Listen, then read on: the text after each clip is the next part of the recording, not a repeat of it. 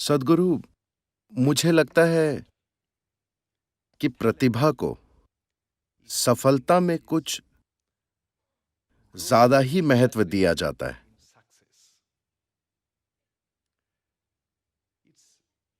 जब मैं medical school में था तो मैं मार्शल आर्ट सिखाता था। वो मेरा पैशन था। और जब भी ब्रूस ली की कोई फिल्म रिलीज होती थी तो स्कूली बच्चे झुंड के झुंड में मार्शल आर्ट स्कूलों में दाखिला लेते थे। हम इसे ब्रूस और ली 2 हफ्तों में फिनोमिना कहते गायब। थे। जी हाँ।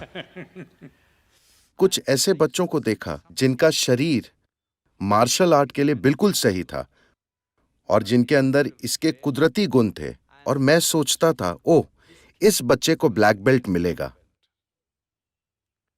मगर दिलचस्प बात यह थी कि 6 महीने बाद वो नजर ही नहीं आते थे।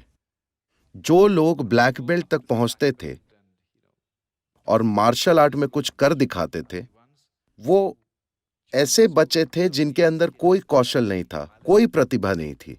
वो बहुत मेहनत करते थे और उन्हें हर चीज के लिए पसीना बहाना पड़ता था, मगर आखिरकार वे ही सफल होते थे। इसके बारे में आप क्या कहेंगे? देखिए, कई वजहों से, मैं विस्तार में नहीं जाऊंगा, कई वजहों से कोई व्यक्ति एक खास गुण या विशेषता के साथ पैदा हो सकता है। शारीरिक गुण, मानसिक गुण, भावनात्मक गुण, स्टाइल। 5 साल का बच्चा भी एक स्टाइल वाला और दूसरा ढीला ढाला हो सकता है। जरूरी नहीं है कि जिस बच्चे में स्टाइल है वो बाद में फैशन की दुनिया में ही जाए। ढीला ढाला दिखने वाला बच्चा बड़ा होकर कुछ और बन सकता है। जैसे जब कोई औरत प्रेग्नेंट होती है तो आप नहीं बता सकते कि उसकी कोख में पलने वाला बच्चा संत है या शैतान। न उस औरत को पता होता है। मां भी नहीं जानती कि वो किसी संत को पैदा करेगी या शैतान को या किसे।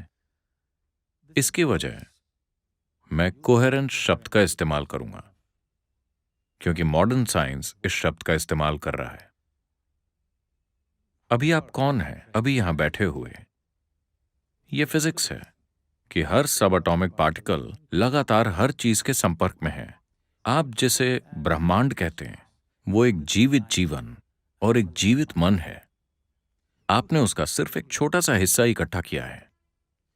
अगर आप सिर्फ उस छोटे से हिस्से के साथ काम करेंगे जिसे आपने इकट्ठा किया है, जीवन और बुद्धि दोनों के रूप में, तो आप एक स्तर पर काम करेंगे। अगर आप जरूरी काम करते हैं अपने द्वारा बनाई गई सीमाओं के बंधनों को तोड़ने के लिए, तो एक ऐसी बुद्धि जो किसी की भी समझ से परे है, किसी के भी अनुमान से परे है, वो आपके लिए उपलब्ध होगी। एक बार ये आपको उपलब्ध हो गई तो लोग आपको सुपर ह्यूमन समझने लगेंगे। No, this is not about being superhuman. This is about realizing that being human is super. ये सुपर ह्यूमन होने के बारे में नहीं है। इसका सार है ये जानना कि इंसान होना ही सुपर है। इंसान होने के महत्व, उसकी विशालता को समझा नहीं गया है। इसीलिए हम हमेशा किसी तरह की मैथमेटिकल कैलकुलेशन में उलझे रहते हैं। ठीक है, इस व्यक्ति का आईक्यू इतना है तो वो शायद ये बनेगा। ये न्यूटन का नियम है कि इस धरती पर चलने वाली हर चीज गणितीय सटीकता से या ज्यामितीय सटीकता से चलती है। जैसे अगर आप एक पेंडुलम लेते हैं तो उसकी लंबाई तय करेगी कि वो कैसे झूलेगा। तोप का गोला कहां तक जाएगा, ये उसके मास, वेलोसिटी और ट्रैजेक्टरी पर निर्भर करता है। ब्रह्मांड इस तरह काम नहीं करता, क्योंकि इसमें आप जिसे भौतिक और अभौतिक समझते हैं, ये दोनों तरह की चीजें मिली जुली हैं। इस इंसान के भीतर भी भौतिक जीव, मनोवैज्ञानिक जीव, भावनात्मक जीव और आप जिसे मैं कहते हैं, आपके भीतर का जीवन, वो मूलभूत जीवन प्रक्रिया, ये सब अलग अलग आयाम हैं। और आपका सबसे अंदरूनी केंद्र, क्योंकि बाकी सारे शब्द दूषित हो गए हैं, मैं जीवन शब्द का प्रयोग करूंगा, या सिर्फ आप जिसे आप मैं कहते हैं। ये, अगर आप इसे अनुमति दें, अगर आप इसकी पहचान किसी भी रूप के साथ या अपने शरीर के साथ या उन दूसरी पहचानों के साथ नहीं जोड़ते जो आपने ले रखी हैं, तो इसे पता है कि अपने आसपास की हर चीज के साथ कैसे जोड़ा जाए। जब हम कहते हैं कि किसी ने बहुत मेहनत की, तो दरअसल वो बस अपनी पहचान की सीमा को स्ट्रेच करने की कोशिश कर रहा है ना? वो अपनी सीमा को स्ट्रेच करने की कोशिश कर रहा है। अगर वो अपनी सीमा को आगे बढ़ाने में कामयाब हो जाता है, तो जो चीज उसे कभी संभव नहीं लगती थी या अपनी क्षमता और काबिलियत के बाहर लगती थी, वो उसकी हो जाती है चमत्कारी रूप से। मैं आपको सैकड़ों ऐसे लोग दिखा सकता हूं जो मेरे पास आते हैं, हम कुछ समय तक उनको तैयार करते हैं और फिर दीक्षा देते हैं। आप देखेंगे कि 24 घंटे में उनके चेहरे का आकार बदल जाएगा, उनके जेनेटिक्स बदल जाएंगे। आप उनकी तस्वीरों को देखेंगे तो पाएंगे कि रातों रात वो काफी हद तक बदल गए हैं। ऐसा सिर्फ उनकी पहचान के विस्तार के कारण होता है। तो भारतीय आध्यात्मिक परिवेश में हमें आध्यात्मिक का मतलब समझना होगा। ये ऊपर देखने या नीचे देखने के बारे में नहीं है। जब हम आध्यात्मिक कहते हैं तो हम भौतिकता की सीमाओं से परे जाने की बात कर रहे हैं। फिलहाल भौतिक यहां लोगों के अनुभव में एक ठोस चीज की तरह है, मगर मॉडर्न फिजिक्स आपको बता रहा है और मेडिकल साइंस भी ये कहना शुरू कर रहा है, या किसी को बात समझ ना आए तो 2 मिनट तक अपनी नाक बंद रखिए, तो उन्हें समझ आ जाएगा कि उनका अलग अस्तित्व नहीं है, ये एक लेन देन है। सिर्फ सांस ही नहीं, बल्कि सब एटॉमिक पार्टिकल्स के स्तर पर भी लगातार लेन देन होता रहता है।